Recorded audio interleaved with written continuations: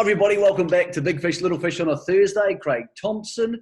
Alexandra Park is on tonight, but most people can't go, including the drivers from the Waikato, because it's level 2, Alexandra Park, New Zealand's first ever race meeting at level 3 for the equine code. So it's going to be kind of unusual. Very unusual, Michael. Good morning to you and the viewers as well. I tell you what, it's an outstanding meeting, albeit without the drivers that may normally be associated with the horses. And I'm talking the likes of 888 and David Butcher, who's obviously out of the Auckland bubble and cannot be there tonight. So Ben takes the drive. It's a really good card, Michael. This is a little bit like a Auckland Cup night. There's 150 odd horses there. I know the Spring Cup's not the Auckland Cup, but the undercard tonight, there's a lot of horses that have targeted races, and they've all ended up in the same race. So we'll talk about that very shortly. Yeah, it's a proper race night. There's no doubt about that. I mean, even the lower grade races have some really interesting horses. For example, race 2 has Better Call Me, who's qualified for the Sire Stakes, up against Alta Wise Guy. Both drawn well, Craig. So there's a lot of those type of races. Later on, we see Hot and Treacherous up against Nevada. So these are horses who we might think are going to be in Sire Stakes races in a couple of weeks' time. But let's get to the features, Craig. And I thought both the feature races had the same problem for the punters. Paces first. It's race 8 on the card. Copy that was Vicious last start. I'm not so sure tonight, Craig. Not ability. 10-metre handicap. Horses rammed up behind him on the 20 metres, and I don't see him as being able to bully his way to the front. He's probably going to win, but I'm not going to take $1.40 to find out. No, it's a very difficult race to bet into because very hard to tip against him, but you can't back anything in the race on what unfolded a fortnight ago, Michael, because he found the front and he simply ran away from them. Different this week because he is a 10-metre handicap, and he's got the little niggle that he's not quick away, but he's safe away. He wouldn't want to have those horses like 888 and Bella Montana catch it quicker than him and posse up in front of him. So I think it's his race to lose. I certainly wouldn't tip against him, Michael, but like you at $1.45, I'm not running to the tote to add him into my multis. He's the horse to beat, and he deserves to be probably second or third favourite for the New Zealand Cup. The way he's going at the moment suggests to me that he's at the top of his game. The problem he's got now, Michael, and something we need to talk about is we're in the middle of August. We're 2 months away from the New Zealand Cup. Is he peaking a little bit early? Because tell you what, he's been up for a long time. Mate, we're 3 months away from the New Zealand Cup. Yeah, sorry. Yeah, we are. See, I know we're in COVID time, but it's not going quite that quickly. Well, I agree with you. I spoke to a few trainers about it. They're pretty comfortable with the fact that in the past in the North, we've had sort of 3 lead-up races to the Cup, if that. And if you missed one, you couldn't make the Cup. You weren't fit enough. But I think a lot of trainers are thinking now we can race them, then ease off, maybe give them a week off at some stage and come back again. So I think trainers are happy with the extended lead-in and the flexibility that gives them. One thing the Northern trainers are all telling me is they want to stay here. Not that they can leave at the moment anyway, but they want to stay in the north and not go south. And I think that's a real strength because if we have Self-Assured and all those horses down home knocking around against each other, and then the Northerners knocking around against each other, by the time we get together on Cup Day, God willing, it could be really interesting, Craig. We could have 2 separate form lines, and that's been so rare in the last 15 years of New Zealand harness racing. So I think it's actually a good thing. Well, the reason it's been so rare, and you've been covering like I have for an awful long time, is we just haven't had the depth in the North Island to hold open class races. I think in the last 5 years, the average size for an open class race or a free-for-all at the park's been about 5 or 6. Yeah. We've got 9 or 10 going around at the moment, Michael. So that gives the chances for those Northern trainers, as you say, to stay around a lot longer.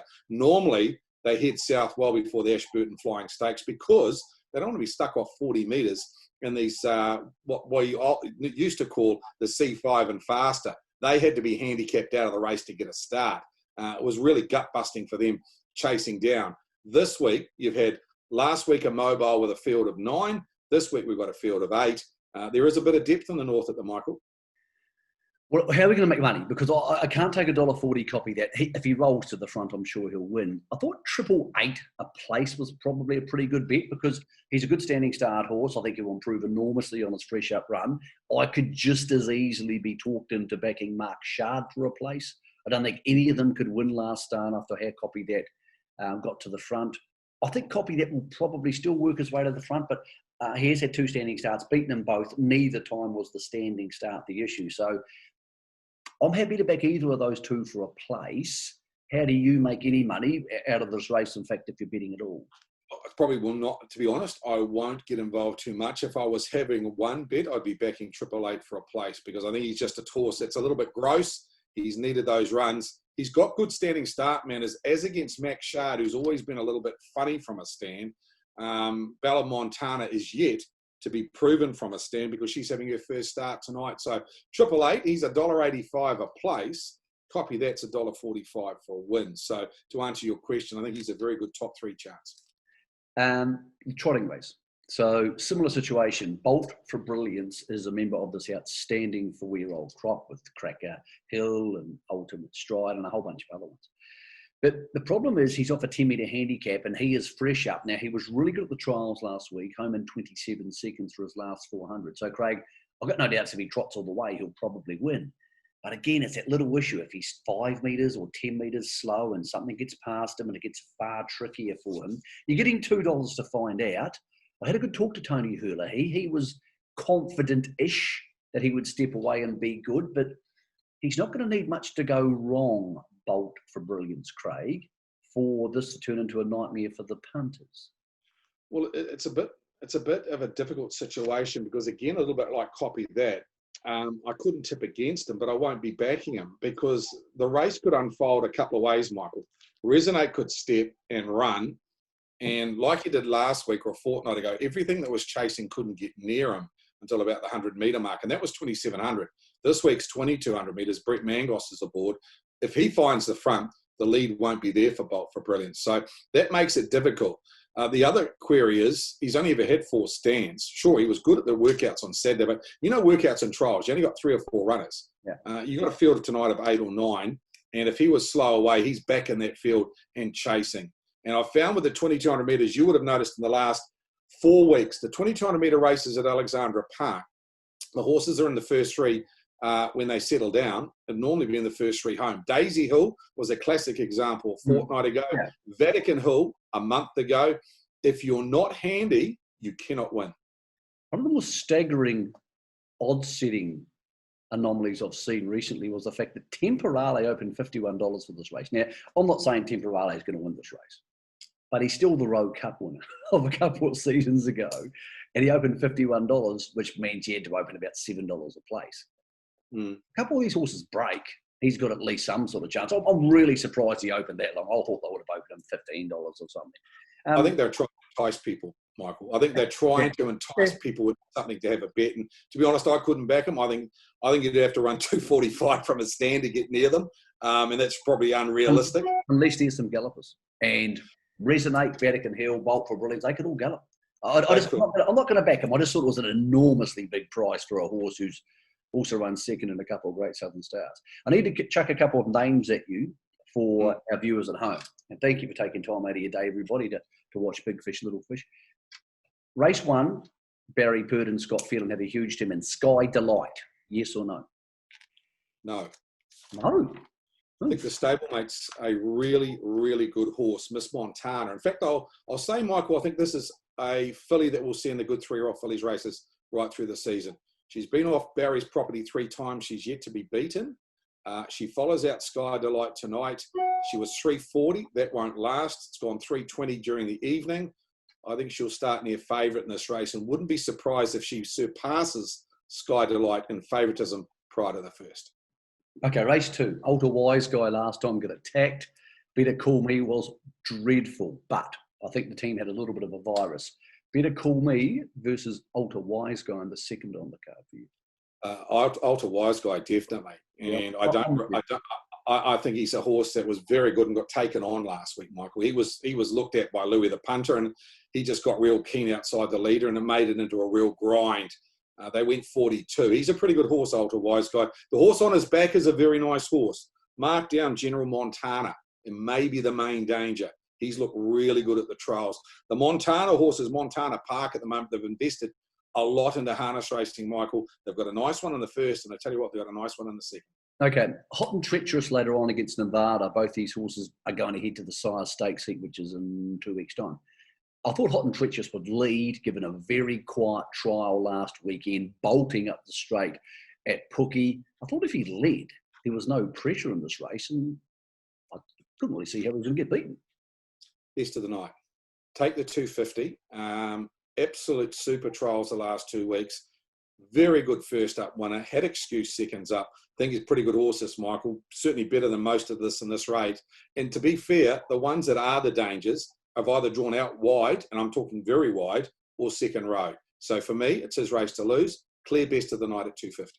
Yeah, Nevada's drawn one on the second line, and as you know, I'm a part owner in Nevada, and I'm happy to say to Josh, look, just sit there 3 fences. No point arging and barging and doing anything silly. We've got a Sire Stakes heat in 2 weeks. If a gap comes, as it did 2 starts ago, beautiful. I'd love to win the race. I'll be over the moon to win the race. But if Hot and Treacherous just stalks around for a middle half in 63 seconds, I reckon he'll come home and it's raining outside, but he might come home 56 great. I think he'll start odds on, to be honest. Yeah, he'll shorten in the market. It's one of those nights, Michael, where you may see a pattern of, like we've seen a fortnight ago, horses on speed, not a lot of pressure, a bit like Tommy Lincoln did a fortnight ago, and they roll home in a very quick 26 quarter and nothing can make ground from the back. So if you're on the fence, like Nevada was a fortnight ago, you're certainly going to get your chance in the run home. It's got to be a great top 3 chance. By the way, talking about driving tactics, there's probably no chance that Josh Dickey will listen to me anyway. Interesting race. You mentioned before, Tommy Lincoln. That's a really good race tonight. Kelly's Delight's in that race, and some do.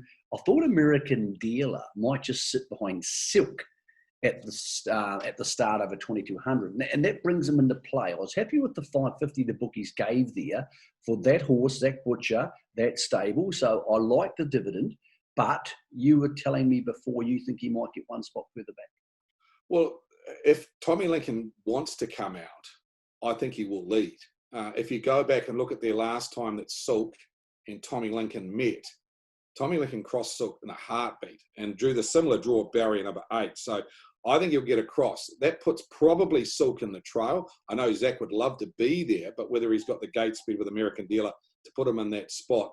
If he's through the fence, Michael, I'm not sure he's a winner. He certainly gets his chance, but I'd like to see him in the trial. The horse I really do like, Michael, and I thought was probably one of the better each-way bets of the night was Some Do. I thought she was thrown in this race, a bit like Kelly's Delight. They're rating 73. They're thrown in this race, and she's coming out of last week sitting parked out in 238 and still beating home her stablemate Major Jealous, who sat in the trial. Kelly's Delight was in that race. I thought she was super, and originally Nathan Delaney was down to drive, and I think the reason they put her on, he was originally down to drive, was they were chasing a penalty-free win. But then he's actually won a race on this mare back at his second start. So okay. Scott Field's back on board tonight. I think great bet tonight. Really good chance of winning Some Do. I like the meeting. I think it's a really sexy meeting. It's going to be fun. What else do you like? Is there anything else you can see tonight for the big fish, little fishers that is worth a bet on a Thursday night? Not really, Michael. What I would say is have a very good look at that filly in race number 1. I think she's a very nice front, Miss Montana. Sky Delight's a very good horse. Group 2 placed in the Delightful Lady Classic.